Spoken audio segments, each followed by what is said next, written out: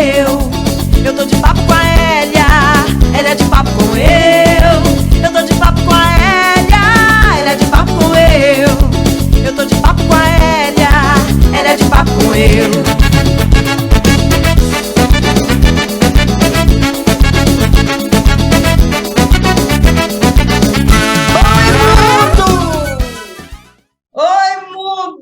Hoje nós estamos em São Caetano de Odivelas, com o nosso querido Rony Palha, ativista cultural.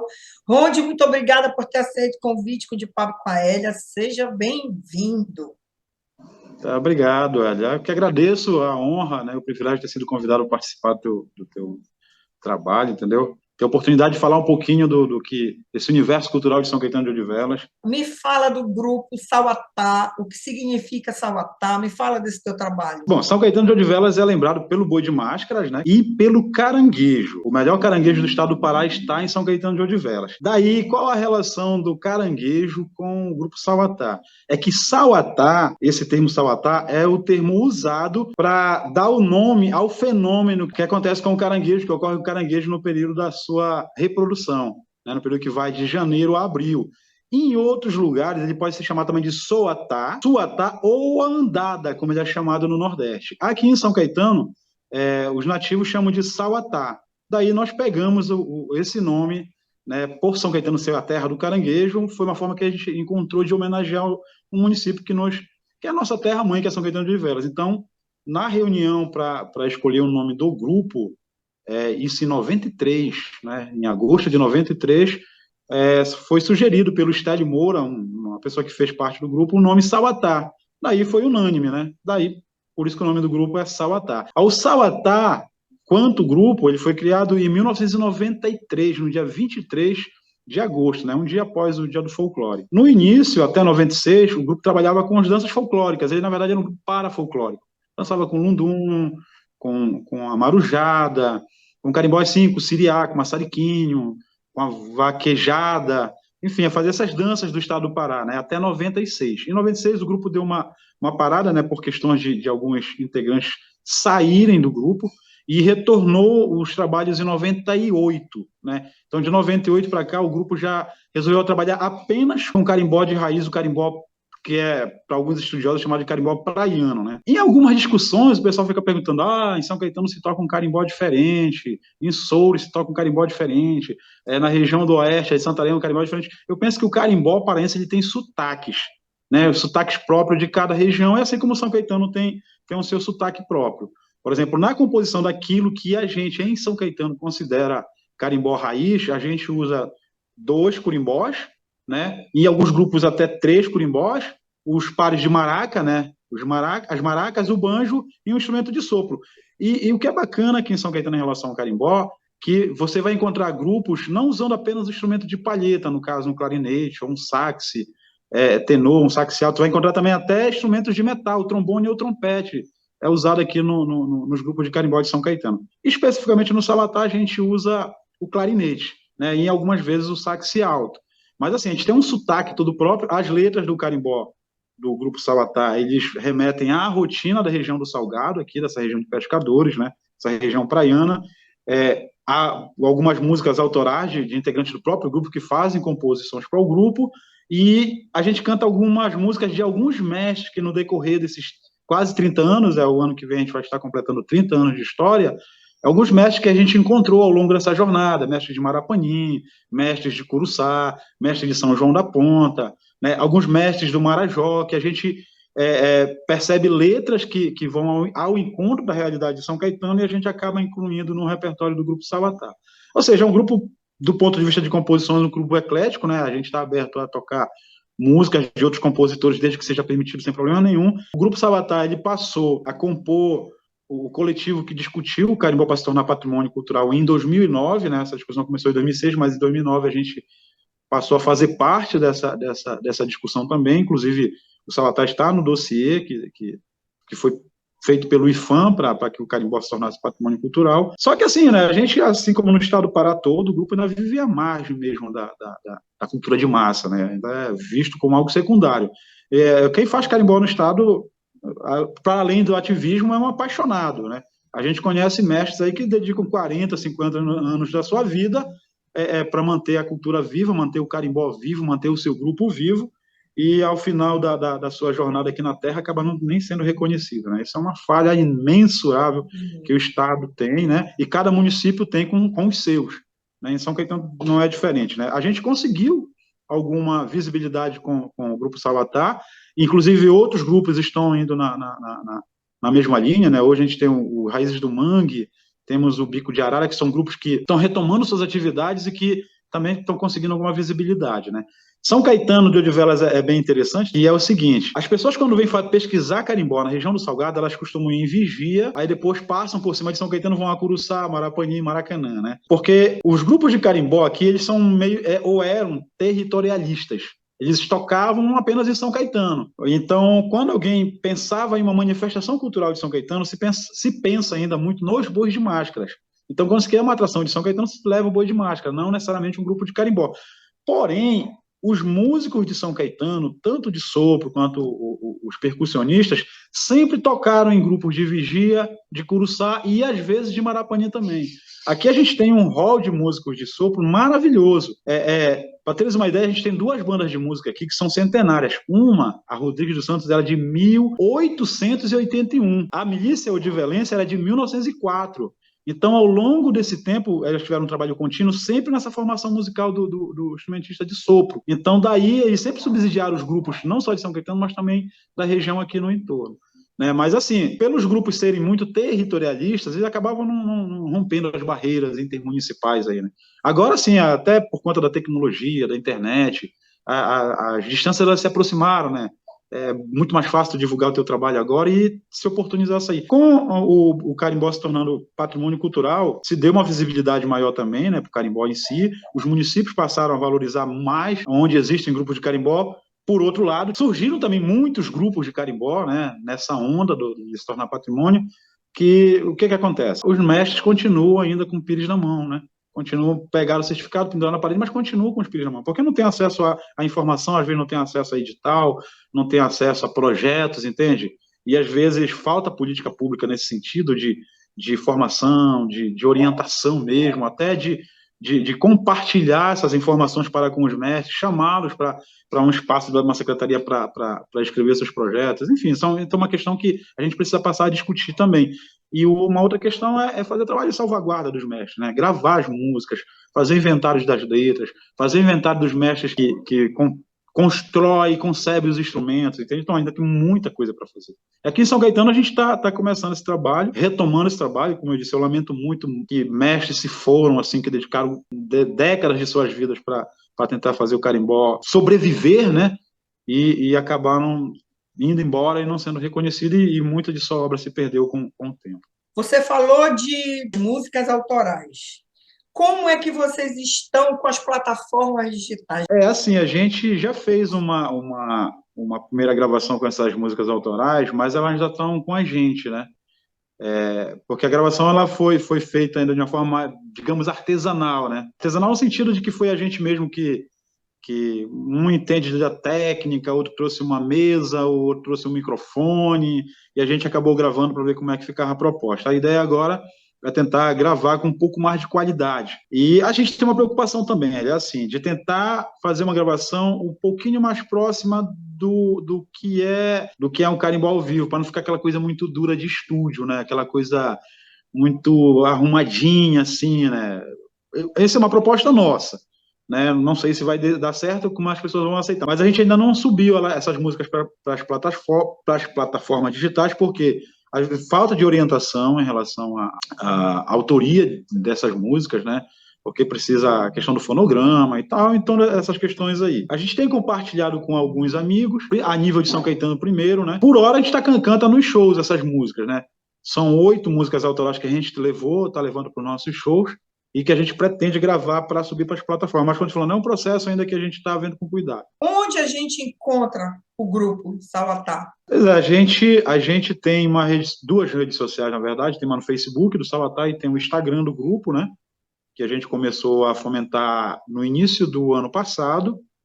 Né, essas redes sociais, a gente está divulgando um pouco do trabalho lá. A gente está agora com a possibilidade de abrir no YouTube um canal, né, para começar a levantar, a subir os vídeos, para compartilhar o trabalho do grupo, né? Somos de São Caetano de Odivelas, né, nativos de São Caetano, né? Foi criado aqui às margens de um rio maravilhoso, que é chamado Rio Mojuim, né? Mojuim quer dizer o rio das cobras pequenas, é um rio muito famoso aqui no Nordeste paraense para pesca, né? Por sinal, vem gente de outros países pescar aqui, é um rio com uma viscosidade assim exuberante mesmo, é muito procurada a região aqui para pesca esportiva. Como você falou dos 30 anos do carimbó do grupo, o que vocês estão planejando para festejar essa data tão importante? Bom, Elia, a gente tá com um projeto, né, de fazer um ano bem comemorativo, né, a partir de janeiro já. A gente já está no ano 30, né, do Salatá. Então, a partir de janeiro, fazer uma série de atividades, né, e ações voltadas principalmente para o carimbó, né. Dentro do nosso cronograma estão atividades com oficinas nas escolas para formação de público, né. É uma coisa que eu bato muito na questão do meio da cultura popular, que é o que eu chamo de formação de público, né, não só para assistir, mas mesmo se interessar para dançar o carimbó, para tocar um instrumento, saber de onde vem a maraca, de onde vem o carimbó, né. Então, existe uma série de ações que a gente está programando para o ano que vem e culminar no mês de agosto, né, fazendo um grande show com várias linguagens culturais, né, com a participação de vários grupos aqui de São Caetano, como a gente já fez isso nos 20 anos do grupo. Então, a gente pretende fazer um grande show com a participação das bandas de música, de bois de máscaras, de integrantes mais antigos, homenagear mestres de carimbó e, quiçá, fazer um grande encontro, uma grande roda com grupos convidados também. Vamos ver se a gente vai ter perna para fazer essa culminância. Ela vai acontecer. Eu espero que nesse formato que a gente está planejando aqui. Mas o mais importante disso vai ser ressaltar a data, né, de 30 anos de história. Eu chamo que são 30 anos de reexistência, né, porque a cada ano a gente tem que reexistir, né, apesar de que eu sempre gosto de dizer que o carimbó é um ritmo contemporâneo, ou seja, vão-se os ritmos descartáveis, né, mas sempre a gente vai estar tocando e dançando carimbó. Seja agora, em 2022, seja lá em 2012, seja lá em 92, seja lá em 82, enfim, a gente vai sempre ter carimbó para dançar, para tocar, né, para fazer o povo feliz. Então, não conheço um ritmo tão contemporâneo quanto o carimbó, né? Então, a ideia é que nesse ano de 2023 a gente faça uma grande festa, né, ao longo do ano, e alusivos aos 30 anos de resistência do grupo de carimbó Sabatá. Rode, já que nós já falamos de carimbó, vamos para outra parte, do outro lado do coração, boi de máscara. Me conta desse teu trabalho. Sim, São Caetano de Odivelas é lembrado muito por seus bois de máscaras, né? É uma manifestação de cultura popular peculiar e única de São Caetano de Odivelas, né? Então, o que é esse boi de máscara? O que é o boi de máscara? O boi de máscara ele é uma vertente do bumbá tradicional. A data do primeiro boi de máscara é do início do século passado, de 1930. Só que hoje, diferente desse bumbá tradicional, ele não se baseia no enredo do pai Francisco, da mãe Catirina, não. O boi de máscaras ele tem personagens muito próprios, muito seus, que são o pirrô mascarado, o cabeçudo, o buchudo e além da figura central, que é o boi, né? Então, tem algumas características muito marcantes no boi. Por exemplo, a figura central do boi de máscara aqui, o boi ele não tem aquele adorno todo, aquele enfeite, aquele bordado que o bumbá tradicional tem.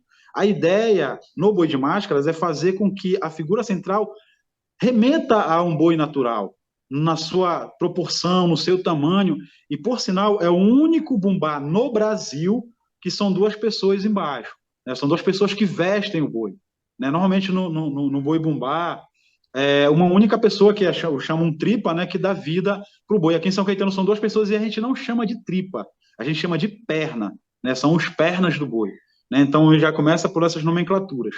Então, e detalhe, né? Apesar de se chamar boi de máscaras, olha que interessante. O boi, necessariamente, ele não precisa ser a figura central da brincadeira. Aqui tu vais encontrar o leão no meio da brincadeira, tu vai encontrar o caribu, tu vai encontrar a alce, já houve elefante, dinossauro no centro da brincadeira, pantera, né? Cachorro, gato. Então, todas essas figuras já foram o centro da brincadeira.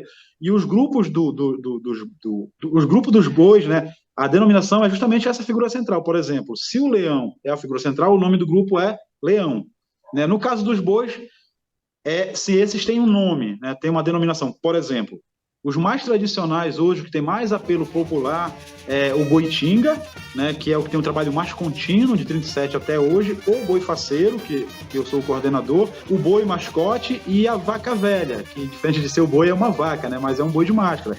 Eles são os mais populares, mas este ano 16 grupos fizeram parte da cena, né? E uma outra coisa interessante é que ele não tem um número determinado de brincantes, né? Ele pode ter, no início que o boi vai para a rua, ali às 17 horas da tarde, ele tem ali em torno de 20, 30 brincantes, mas no seu ápice, no meio da noite ali, por volta de 9, 10 da noite, tu vai ver 200 brincantes, né? Então ele é muito dinâmico nesse sentido. Então, além dos brincantes, desses personagens que eu citei, Pirru, Cabeçudo, o Buchudo, o próprio Vaqueiro, que é o único remanescente do bumbá tradicional, e a figura do boi, tu vai ter ali milhares de pessoas assistindo, né, que são os espectadores e que a gente chama de mutuca, né, que é uma mutucazinha que vive atrás do boi. Então, a gente chama aqui para as pessoas que assistem de mutuca, né? Então, a dinâmica do boi de máscara, quem dita é o povo, né? Eu costumo comparar o boi de máscaras com o carnaval, né, de ser uma manifestação de rua, né? A gente, quando coordenador, a gente coloca o boi para a rua, mas quando ele ganha as ruas, a gente já não tem mais poderes sobre. Quem dita essa dinâmica é o povo.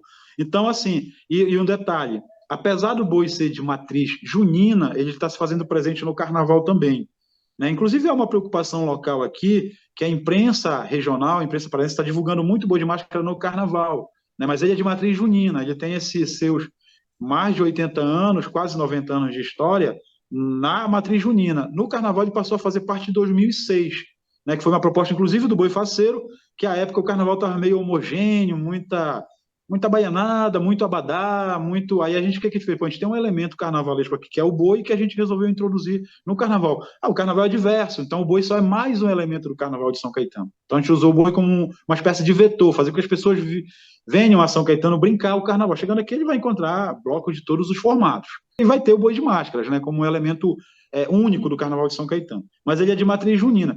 Então é uma manifestação muito peculiar e tem uma outra coisa. Ele tem uma musicalidade muito própria, diferente, muito sua, né? Que é o samba de boi e a marcha de boi. São ritmos próprios de São Caetano e que ditam a trilha sonora dessa manifestação. Então, assim, um boi de máscaras, e olha que rotina interessante. Ele sai às 5 da tarde e vai até meia-noite. São 6 horas de boi na rua, né? Com os meninos tocando e a cidade toda interagindo, né? Socialmente, ele mobiliza muito o cotidiano da cidade aqui. Então, é uma manifestação popular mesmo, muito própria. Eu trabalho com o Boi Faceiro. O Boi Faceiro tem uma história bem peculiar que foi considerada pela imprensa paraense como o exemplo das lutas folclóricas no estado do Pará. Por quê? Ele surgiu em 1937 e brincou até 47, durante 10 anos. Em 47 ele desapareceu, porque até então o coordenador, que era o seu Palmira, que era um grande comerciante local aqui, ele foi embora para Belém, levado pelos familiares por uma questão de saúde e tudo mais. O boi desapareceu, ele não chegou a ser morto. Então, aí a gente em 98 resgatou, ou seja, 51 anos depois. E, para nossa surpresa, a aceitação do Boi Faceiro, 51 anos depois do seu desaparecimento, pelas pessoas que chegaram a ver o original, foi um negócio muito doido, muito comovente. Então, a população agarrou novamente o Boi Faceiro. E de lá para cá, ele voltou a ser um ícone, voltou a ser uma das referências dos bois de máscaras em São Caetano. E, assim, junto com o Boitinga, que é mais tradicional, durante o tempo eles polarizaram, né, esse apelo popular. Mas, assim, do início dos anos 2000 para cá, outros grupos também vieram ganhando seu espaço dentro da cena cultural de São Caetano e também dentro da imprensa paraense, né? Mas é uma manifestação própria de São Caetano. A gente, quando sai para apresentar em eventos, a gente prepara uma produçãozinha que não é o que acontece em São Caetano. Né? O que acontece em São Caetano é como se fosse o Sairé, né? Pode até levar um pedacinho do Sairé para mostrar em outros lugares. Mas para vivenciar o ambiente, todo o espaço, toda a musicalidade, exatamente. Assim como está me convidando para o Alter do Chão, eu já estou te convidando para vir em junho para São Caetano, para viver realmente o que é o boi de máscara. Então é uma manifestação própria, né? E que ele, assim, tem sido objeto de pesquisa mesmo para antropólogos, pesquisadores, os próprios trabalhos culturais como o do Arraial do Pavulagem vêm a São Caetano. E olha que bacana, Hélia. Muita gente desvincula o Cabeçudo do Boi de Máscara, mas o Cabeçudo ele é um personagem, sim, do Boi de Máscara.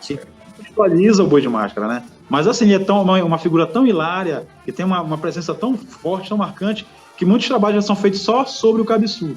O peru mascarado, na minha opinião, ele divide com o caboclo de lança do maracatu, de Pernambuco, as figuras mais bonitas ali da cultura popular do Brasil. E a gente tem figuras bonitas que só nessa cultura popular do Brasil, né? A gente tem o pessoal do bate-bola ali no Rio, tem o pessoal da cavalhada, tem os papangus que são lindos, assim, mas o pirrô do Boi de Máscara, ele tem uma visualidade, um colorido tão lindo, assim, que eu comparo ao caboclo de lança do maracatu lá em Pernambuco.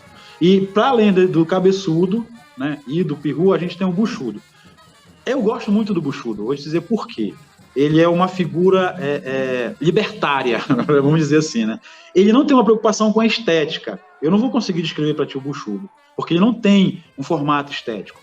É o que a pessoa se propõe a fazer. Então o peru ele pode ser um fantasma, pode ser uma bruxa, pode ser um demônio, pode ser uma figura da cultura pop, pode ser um político, isso tem uma regrazinha, né? Ele tem que ter uma máscara, né? Às vezes berrante, ou errante, como seja o caso, e a ideia é deformar o corpo, né? As pessoas põem enchimentos por quê? Para não serem reconhecidas, né? Para que fisicamente a pessoa não seja reconhecida, porque é dos motes do Boi de Máscara, de quem brinca do Boi de Máscara, é justamente não ser reconhecido. As pessoas se fantasiam, brincam mascaradas para não serem reconhecidas, né? Com exceção do cabeçudo, que às vezes tem que tirar a máscara do cabeção ali, ou do cabeçudo, os outros não, eles se fantasiam para não serem reconhecidos. E já há relatos aqui, a narrativa de que quando a pessoa é reconhecida, ela vai embora para casa com raiva, né? Quando um vizinho, um amigo reconhece, a pessoa ele pega e vai embora. Puto, não quer mais brincar no boi. Né? Então, assim, mas aí, com palavras é difícil de descrever realmente o que é que acontece com os bois de máscara aqui em São Caetano. Eu preciso vir em loco para conhecer, e já estou te convidando, assim como quem está assistindo a gente. Me fala uma coisa, os cavalinhos são de vocês? Na verdade, o vaqueiro, ele é a única figura remanescente do bumbá tradicional, né? Então não dá para dizer que ele é do boi de máscara, ele é do boi bumbá. Então esse vaqueiro com os cavalinhos, eles migraram do boi bumbá para o boi de máscara, né? Mas tem um detalhe, né? O vaqueiro do boi de máscara, ele também não tem uma preocupação com a estética, né? Ele não tem uma preocupação de fazer uma roupa bonita para ele, porque dentro da dinâmica do boi há uma briga, né? Há uma luta do vaqueiro tentar pegar o boi e levar para o curral. Mas aí dentro da brincadeira o boi quer estar na rua com o povo brincando. Inclusive há momentos de vaia, que a população vai o vaqueiro, né? Aí é uma luta do boi, né? Da figura do boi com os vaqueiros. Normalmente, na encenação, o boi leva vantagem. Ronde, me fala, quais são os instrumentos que compõem o boi de máscara? A musicalidade do boi de máscaras tem um conjunto musical que aqui a gente chama de orquestra de boi, né? Então, qual é a composição dessa orquestra? São instrumentos de sopro, normalmente são dois instrumentos de metais, no caso um trompete e um trombone, e 2 instrumentos de madeira, né, que são de palheta, o sax alto e o sax tenor. Basicamente é isso. E os instrumentos percussivos são o curimbó, né, o curimbó que a gente usa no carimbó mesmo, só que aquele é um pouco menor, porque a gente usa eles pendurado, né? A gente chama de curimbó de braço, usa eles pendurado, tocando, e as maracas, né? Basicamente é isso. Mas assim, em algum momento tu vai encontrar uma alfaia, tu vai encontrar um pandeiro, né? Tu vai encontrar um chequerê, né? Mas assim, basicamente são os instrumentos de sopro e o mesmo conjunto que a gente usa no carimbó, né? 3 curimbós e 2 pares de maraca. Normalmente é isso, né? Instrumentos como a taubinha, como a matraca, não é utilizado aqui. Boi faceiro, eu encontro ele aonde? Pois é, boi faceiro, estamos em São Caetano de Odivelas, temos as redes sociais também do grupo, né? Tem a página do Boi Faceiro no Facebook e tem a página no Instagram também, né? E o Boi Faceiro tem uma páginazinha já no YouTube, que ele pode encontrar alguns vídeos lá que mostram um pouquinho do trabalho feito pelo grupo aqui em São Caetano de Odivelas. Temos planos de colocar as músicas do Boi Faceiro nas plataformas? Sim, a gente, por sinal, né, vai ser legal falar disso, a gente acabou de lançar um projeto, o resultado de um projeto chamado Musicalidade do Boi de Máscara, né?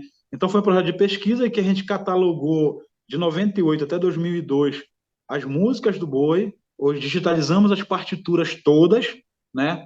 Todas, e fizemos um caderno maravilhoso com 43 músicas, né? Composições de Bené Careta, que foi quem incentivou o resgate do Boi Faceiro, do Vanel Salviste, também saudoso, que já nos deixou, do Nildo Zeferino e do Raimundo Nonato, que são compositores de músicas de boi. Então fizemos o catálogo de partituras e fizemos a gravação em áudio. né? A gente vai estar disponibilizando esse material em um drive, né, por um ano nas redes sociais do Boi Faceiro e nas minhas redes sociais, né? Quem quiser ter acesso vai só acessar o drive, vai ter acesso tanto ao caderno de partituras quanto aos áudios. Então a gente conseguiu fazer um trabalho, conseguimos gravar. O caderno tem 41 músicas e o drive com áudio tem 43 músicas gravadas. Então a gente vai estar disponibilizando esse áudio e provavelmente deve estar subindo nas plataformas de streaming também, né? Uma pergunta que abrange tanto o carimbó quanto o boi faceiro. Políticas públicas, municipais, estaduais e federais. O que está faltando? Pois é, políticas públicas a gente tem tentado, dentro das possibilidades, realizar alguns projetos.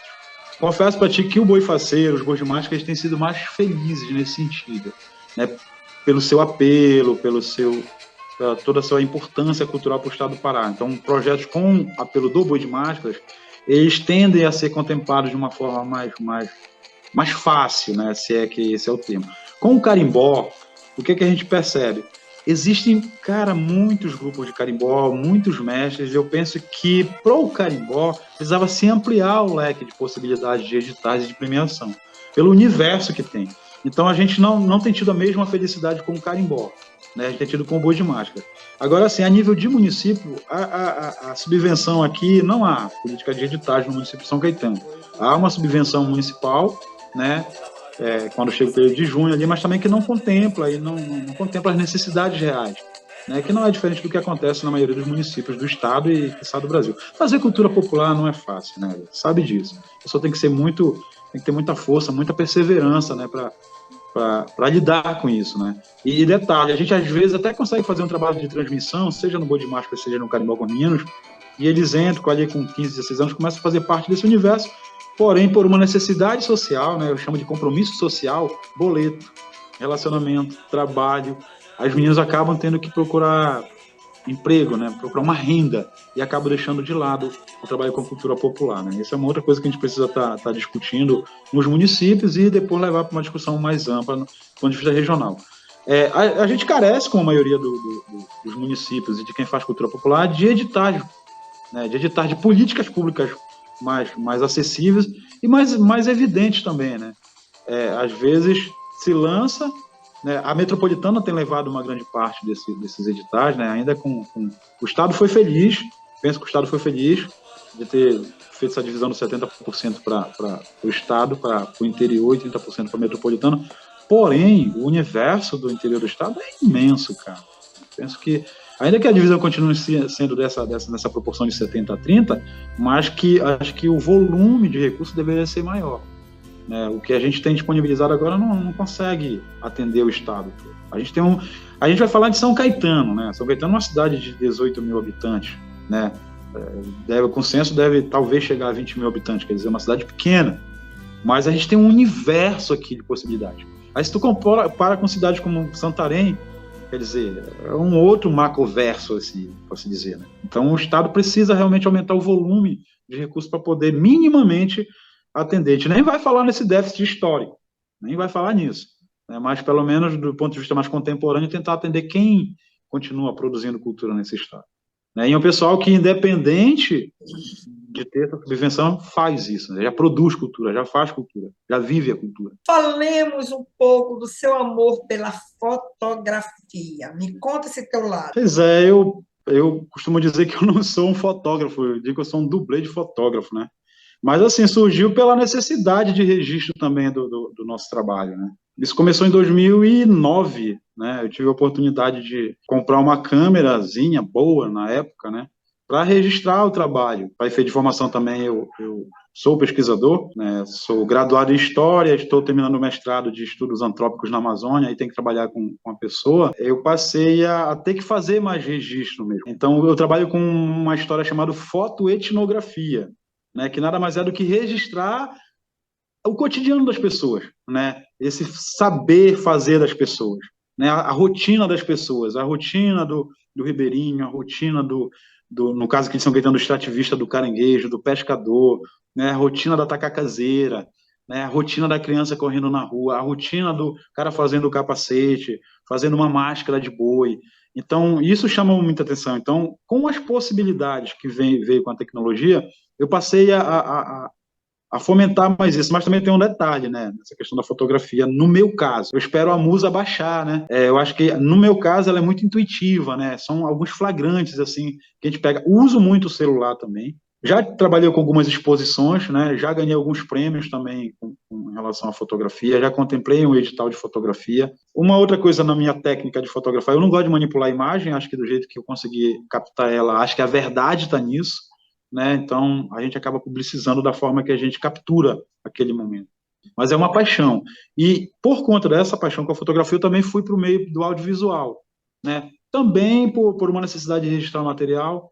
Já conseguimos publicar alguns vídeos sobre os bois de máscaras em revistas acadêmicas, né, em alguns festivais de vídeos etnográficos, né, também faço trabalho de audiovisual. Já consegui contemplar, inclusive, uma websérie, né, no projeto Naudi Blanc, da Fidesa, né, eu consegui fazer um trabalho voltado para a salvaguarda, né, a gente fez uma websérie chamada Mestre dos Bois de Máscaras, né, foram 6 episódios. Quer dizer, de qualquer forma, os dois surgiram a partir de uma necessidade que quem faz cultura popular no estado precisa, né? E aonde a gente encontra a Ron de Palha? Eu tenho minha rede social, que eu costumo fotografar algumas das minhas fotografias, né? Os meus registros imagéticos, né? Tanto o Instagram quanto o Facebook, né? Ron de Palha, o pessoal só acessar lá que vai ter acesso a alguns registros nossos, né? Nossos e de amigos também, né? Bom, mundo, nesse papo está uma delícia. Pense como é gostoso conversar com quem faz cultura. Como o nosso queridíssimo Ronde. Ronde, muito obrigada pela tua participação. Eu espero que você volte brevemente. Obrigado, Hélia. Grande abraço. Até a próxima. Ela é de papo com eu.